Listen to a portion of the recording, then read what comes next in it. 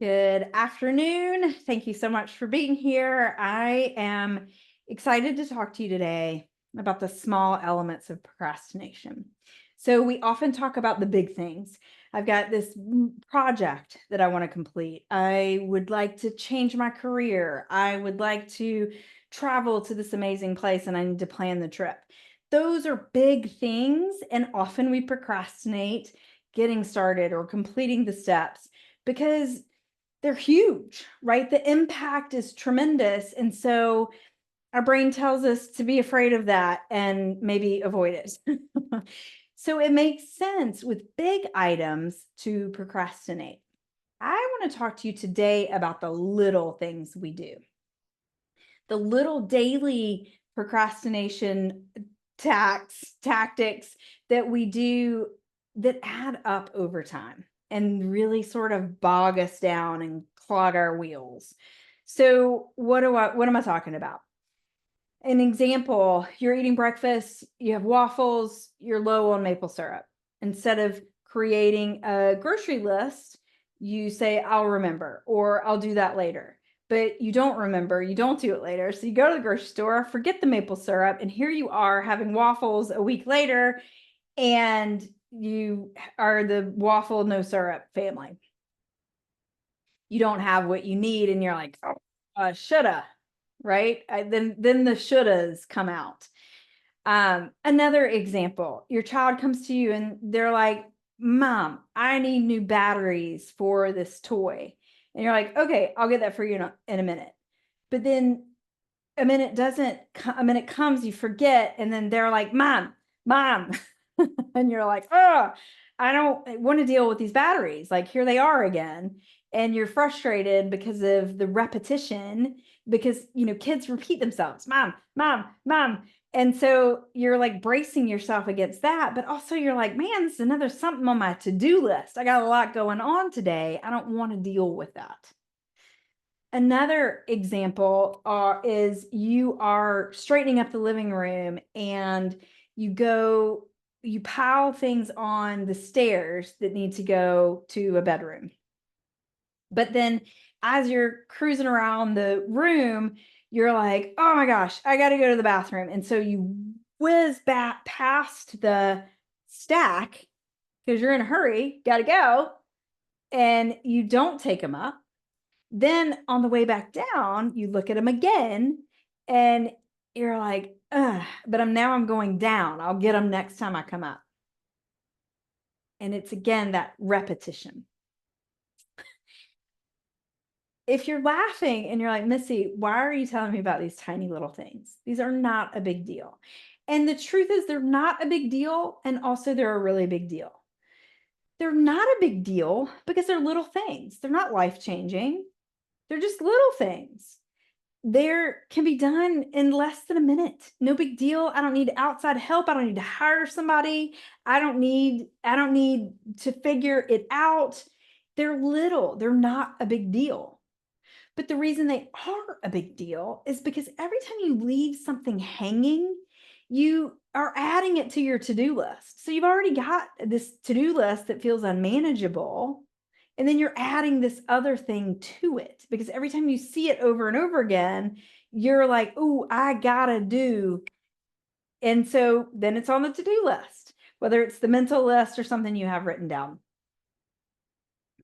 Every time you see something a second or a third time, you kind of get that dread, that like, ugh, that frustration, that like just a negative connection. So when you're thinking that, when you have that negative connection, what do we do with negative things? We don't run towards them. We run away from them. How did you address negative emotions when you were a little kid? I was told to pull yourself together. I was told if you don't quit that crying, I'm going to give you something to cry about. Me being uncomfortable about little things didn't need to like affect the system of everything running. There were big things going on. Like little frustrations needed to be just pulled together. Have you heard that voice in your head? Just pull yourself together. All right, pull yourself together. right? I have said that to myself a million times, and it's never nice. It's kind of mean. Yeah, the voice is like a little stinky, a little like, you're not together. You need to pull yourself together. You're not doing it right. It seems little. I kind of laugh at myself when I like bring up these things like they're so big. They're not big, except they're repeated. That's what makes them big. They pile. So you have something hanging, you create a negative connotation when you see it repeatedly, and you run from that negative connotation. Procrastination. When you run from something, you decide not to do it. You look at it and say, nope, go the other way, right? That's procrastination.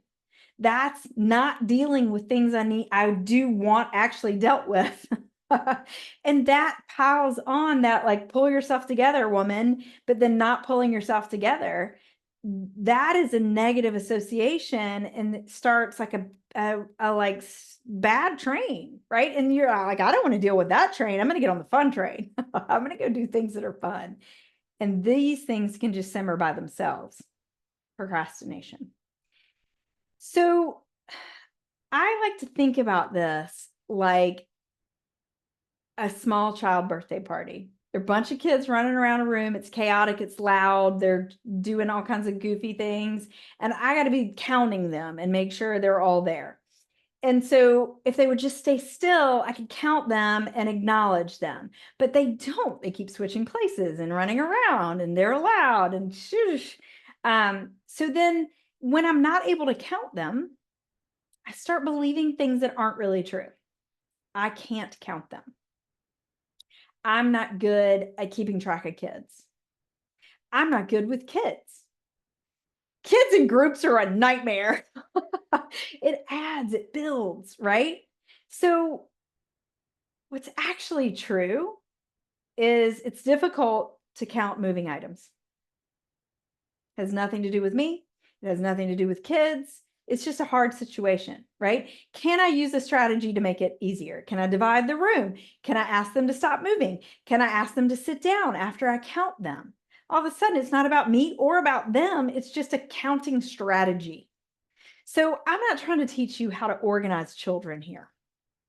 But what I do want to teach you is strategies in that chaotic feeling, which our lives can feel like. I want to give you strategies of how to handle this so that you're not procrastinating, so that you're not putting things off, so that they're not building up and piling, stacking on top of you. So you got a million things to do. You feel overwhelmed. You feel overwhelmed. You don't know where to get started. You don't know where to get started. You feel scattered. When you feel scattered, you just start whack-a-mole. Just, I'm going to do anything just to get it done. But it's hard to focus when you're like that, because it's like coming at you different ways and different, you don't know what you're actually going to do next. So you feel a little disconnected. And when it's feeling disconnected, it's like you're probably kind of bored too. And again, all of that, who wants that? Let's just go do something fun. Let's sit down and read a book. Let's go anywhere else. So here's some strategies to help you. Number one, finish the task. Finish what you're doing. When you're in the middle of something, just see it through. So you're in the middle of breakfast and you notice the maple syrup and you want to start the grocery list or whatever, just finish breakfast. And then you'll notice when you're taking the maple syrup off the table that it's light. That's when you do the grocery list task, the next task, right? So finishing things does three things. It completes the task and gets it off your plate. You're not putting it on a to-do list. It's done. We all, who, I know you're out there, have written something down on the to-do list after you've done it so you can cross it off. I have totally done that, and I know you have too.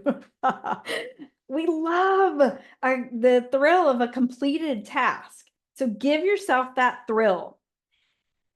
Take it off your plate Give that tiny win and celebrate it.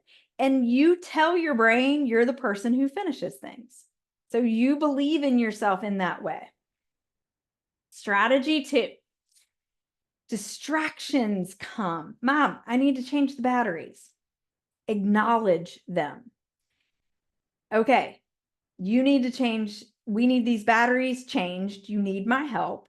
I'd love to help you. I'm going to finish this task and then I will help you as soon as it's done. What you're doing when you do that is you're acknowledging so that there's not repetition. Mom, mom, mom. Oh, stop it. Right? When there's that repetition, it creates a negative connection. It creates a negative emotion. And as we said earlier, we kind of want to run away from that. So you stop that negative association from the get-go. You just never make it. So instead, Mom, I need batteries. I see you. I'm going to help you this point. Do something else until then, because that's what I'm going to help you. You're doing a mini prioritization. So you're saying it's important to me first. I'm prioritizing finishing my task. And then you're saying what happens next. We're going to change the battery. And then when we change the battery, we're going to take the old batteries to put them in the battery disposal place to take to wherever. So when you're creating those priorities, you are telling yourself, again, you're the person in control. You can make decisions. You're in control of your life. Seems like a little thing, but I will tell you, when I was a spa director, the biggest challenge in my entire job was making decisions with the money, buying things. People thought, oh, it must be so fun to buy things. Not for me, because I didn't feel confident in making the right decisions.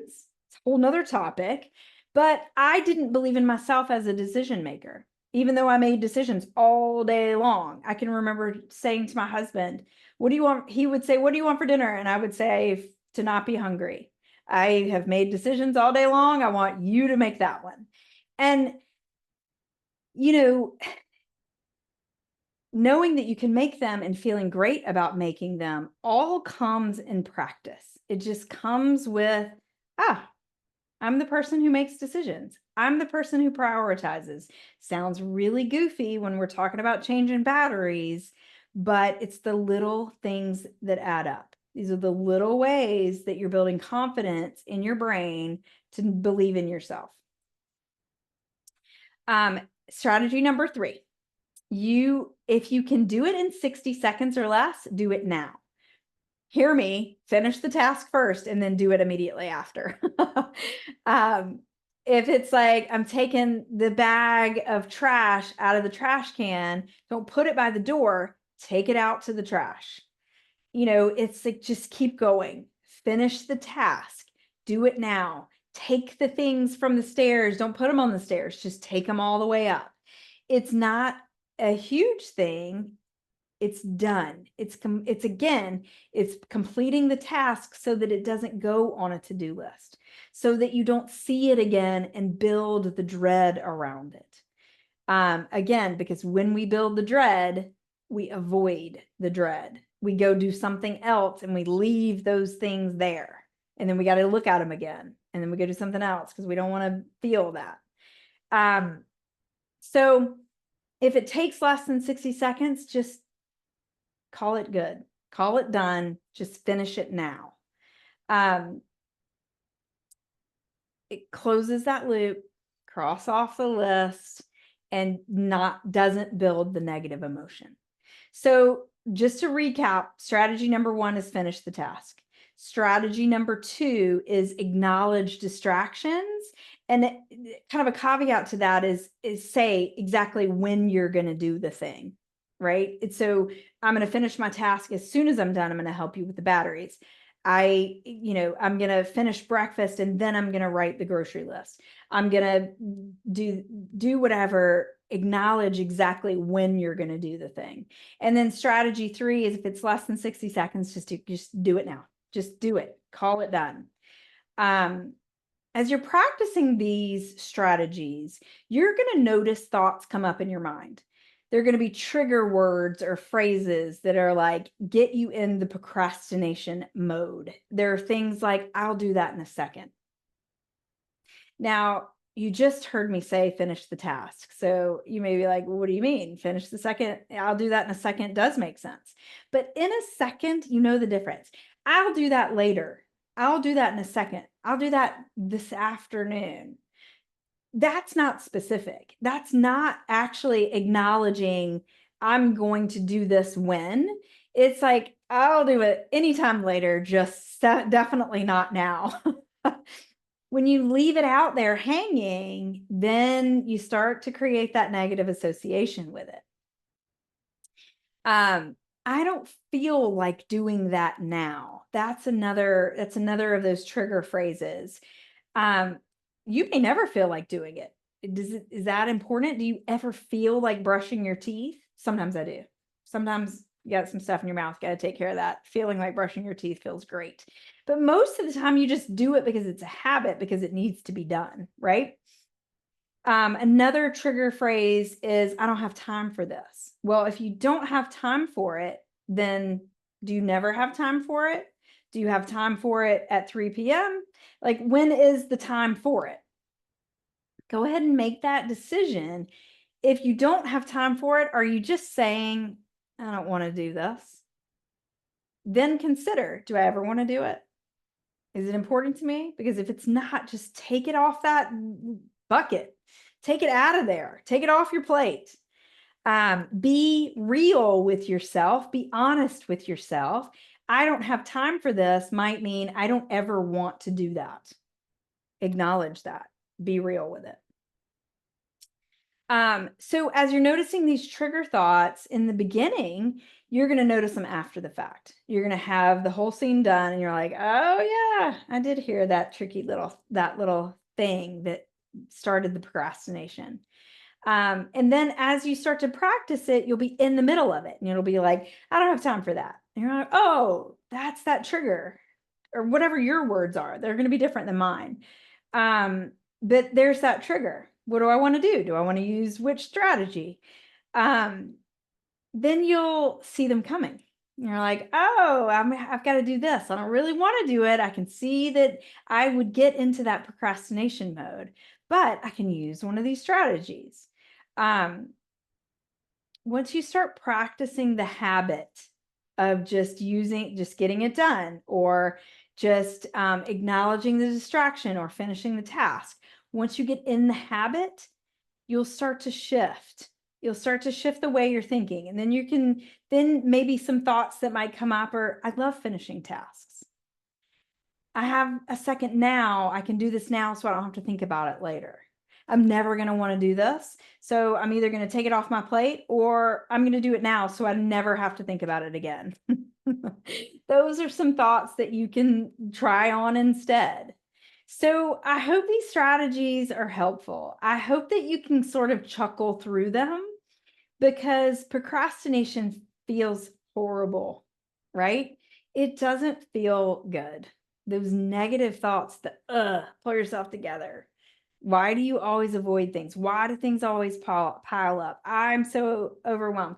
All of these thoughts are just little things piling up. So if you can unpile some things, or just not even attacking the piles that are already there, just don't pile more on top, is a great start in a little way to end procrastination.